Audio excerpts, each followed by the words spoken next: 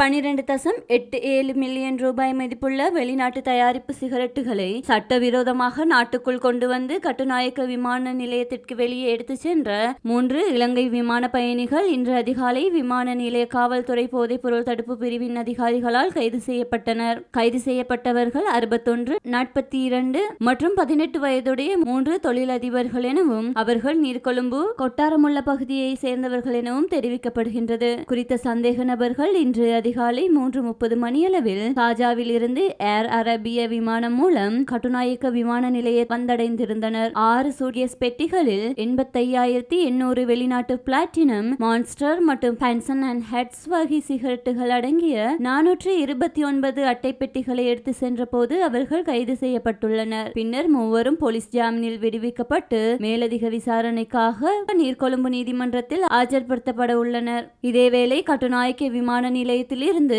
10 million ரூபாய் மதிப்புள்ள குஷ் போதைப் பொருட்களை கடத்த முயன்ற மற்றொரு இலங்கை விமான பயணி ஒருவரும் இன்று அதிகாலை கைது செய்யப்பட்டுள்ளார். கொழும்பு 12 பகுதியை சேர்ந்த 34 வயதுடைய தொழிலதிபரான இவர் மலேசியாவின் கோலாலம்பூரில் இருந்து இன்று அதிகாலை 12:50 மணியளவில் இலங்கை ஏர்லைன்ஸ் விமானம் மூலம் நாட்டை வந்தடைந்திருந்தார். தனது சூட்கேஸ் பெட்டிகளில் 1.10 கிராம் அளவிலான குஷ் போன்ற போதைப் பொருட்களை மறைத்து வைத்திருந்ததாக தெரிவிக்கப்படுகிறது. கைது செய்யப்பட்ட சந்தேக நபர் இன்று நீர்கொழும்பு நீதிமன்றத்தில் ஆஜர்படுத்தப்பட்டு காவலில் வைத்து விசாரணை நடத்த நடவடிக்கை எடுக்கப்பட்டுள்ளது.